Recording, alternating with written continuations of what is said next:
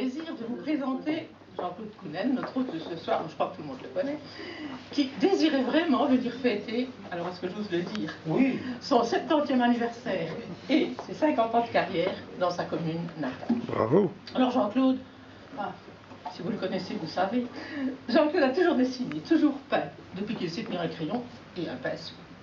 Pourtant, dans son milieu familial, rien ne le prédispose à cette vocation. En effet, son papa travaille au laminoir et sa maman tient une petite épicerie en bourg, dont tout le monde se souvient. Dans son enfance, atteint d'un rhumatisme articulaire aigu qu'il cloue durant de longs mois, lui interdisant évidemment les jeux de son âge, il découvre que la peinture sera sa vocation, son univers et finalement toute sa vie.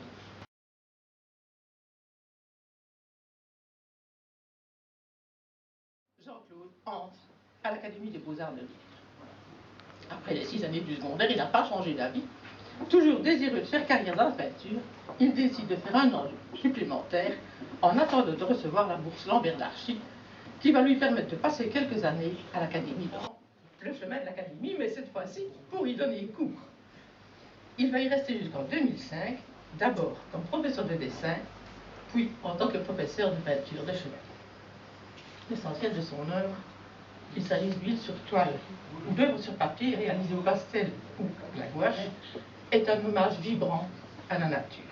C'est d'ailleurs pour s'en rapprocher qu'il a lâchement quitté notre belle commune pour vivre dans un joli petit village appelé la Mormenille. Sa peinture nous rappelle que près de chez nous existent des prés entourés de haies vives, des fouillis forestiers au ton de rouille et d'or, des pommiers en fleurs, des groseilliers aux fruits rouges, de l'eau qui court parmi les pierres, de l'air frais et de la lumière. Avec Jean-Claude, peu ou pas d'ouverture sur le paysage, vous vous en rendez compte, je crois. Il y a seulement la réalité végétale, à la fois délicate et résistante, toujours en train de renaître. Il nous communique ses impressions grâce à des plans rapprochés, un peu comme une caméra qui se focalise sur un détail pour nous faire bien voir. Tout est proche du spectateur qui se retrouve enveloppé dans une végétation dont il savoure le parfum sauvage et l'authenticité.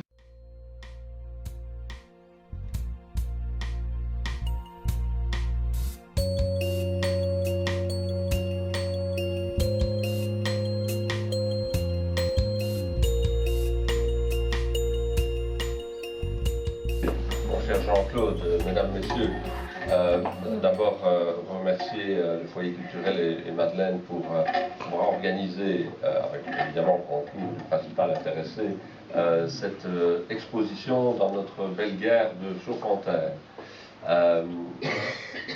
J'ai eu le plaisir de connaître Jean-Claude depuis de nombreuses années. Non, mais pas. Non, j'en fais pas. Ça vaut autant pour moi que pour toi. Et j'ai évidemment bien connu sa maman aussi, son papa. Et donc, quand tu parlais de petite épicerie, c'était plus que ça. C'était un monument en Bourg, l'épicerie Counel. Et c'était un endroit où on trouvait de la qualité. On recherche parfois aujourd'hui, bon, là, on était sûr de trouver des produits exceptionnels. Et je pense que ça a dû quand même influencer Jean-Claude, parce qu'une épicerie telle que celle-là, c'était déjà un festival de couleurs. Ne fût-ce que les fruits et légumes et l'ensemble des produits qui étaient exposés à l'étal, c'était une tache de couleur dans le centre d'Hambourg qui ne laissait pas indifférent. Et j'ai eu l'occasion de suivre les évolutions. C'est ça qui est toujours captivant quand on a la chance de connaître un peintre à ces différentes périodes. Parce que, tu parlais tout à l'heure peu ou pas d'ouverture sur le paysage. À un moment donné, il y a eu beaucoup de paysages. Et donc, progressivement, Jean-Claude est rentré dans la matière. En lui donnant une expression tout à fait originale, particulière, qui fait qu'on reconnaît tout de suite que c'est lui l'auteur. C'est évidemment un critère important. Et il a créé son propre style et sa propre façon de voir les choses. Il nous les fait voir pour notre plus grand plaisir. Et je voulais vraiment t'en remercier, te dire que Chaudfontaine sera toujours ouvert tes prochains anniversaires. J'espère en avoir encore voilà, et donc on aura quelques décennies. Toujours beaucoup de plaisir à constater ton évolution. Et pour nous, tu enchantes nos sens et on voulait t'en remercier.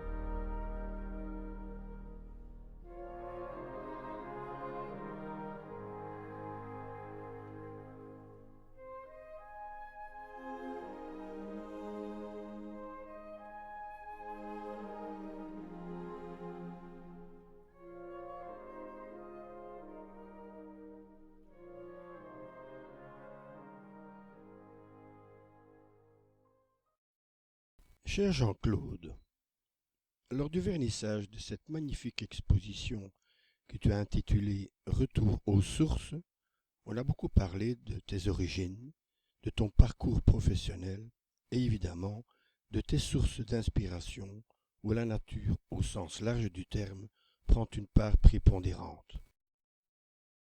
Je souhaiterais connaître et surtout comprendre les différentes étapes d'un tableau, le choix du sujet, son cheminement pour arriver à sa finalité, à condition qu'il y en ait une. Oui, la finalité, ça on peut en reparler après, mais au départ, ce qui m'intéresse à l'heure actuelle dans la nature, c'est les couleurs et les formes. Donc en général, je me promets, ou que ce soit de la fenêtre de mon atelier ou dans mon jardin, ou lors de mes promenades avec mon chien dans la nature, dans les bois aux environs de chez moi, je repère des sujets qui m'accrochent l'œil, qui me réjouissent, qui me plaisent. Oui. Et généralement, je fais de petites gouaches. Elles peuvent être petites, hein, 10, 15, et, ou de petits pastels. Et rentré à l'atelier, je recompose en grand, plus grand évidemment. Je recompose avec 2, 3 sujets les mêmes, je refais autre chose. Que ce soit pour le pastel, que ce soit pour les gouaches ou les huiles en plus grand. Voilà ma façon de travailler. Et évidemment, lorsque je recompose, ce n'est bien entendu pas la copie conforme des petits formats. Hein. Je transpose aussi. Et pour ce qui est de la finalité, je ne sais que dire. une toile est-elle terminée, a-t-elle transmis tout ce que je voulais transmettre. Je reprends parfois une huile plusieurs fois et parfois après même les avoir exposées. Donc, oui, terminées. Elles le sont en théorie, mais pas toujours, pas toujours vraiment terminées. On peut toujours continuer, effectivement. Elles peuvent toujours évoluer. Absolument. On a dit de vous que vous étiez un peintre expressionniste, impressionniste. Oui. Qu'en est-il? Les étiquettes, hein. Et là, de toute façon, l'impressionnisme, ça fait une époque, l'expressionnisme aussi. Bien sûr, ma formation a été impressionniste, post-impressionniste, ça c'est évident. Mais à l'heure actuelle, je ne sais pas comment on peut me qualifier. Là, je ne sais pas. Je ne sais pas, je n'entre pas vraiment dans ce qu'on appelle la peinture contemporaine. Je ne suis pas dans la peinture dite impressionniste ou classique. Je ne sais pas. Je ne sais pas, et je ne me pose pas trop la question. Je vais, suivant mes goûts, mon interprétation,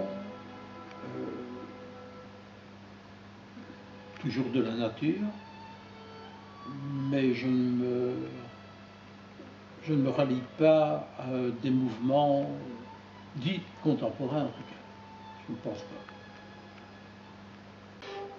Jean-Claude, quelle définition pourrais-tu donner à cette peinture? Une peinture qui représente un moment précis de l'hiver, lorsque le givre s'installe sur les graminées. Et au fond, c'est ça. C'est un détail de graminées avec du givre. Certains diront que c'est abstrait, mais ça ne l'est pas. Pour moi, ma peinture est figurative. Ce qui m'intéresse, évidemment, à l'heure actuelle, ce sont les formes et les couleurs. Au départ de ça, bon, on peut créer, on peut extrapoler.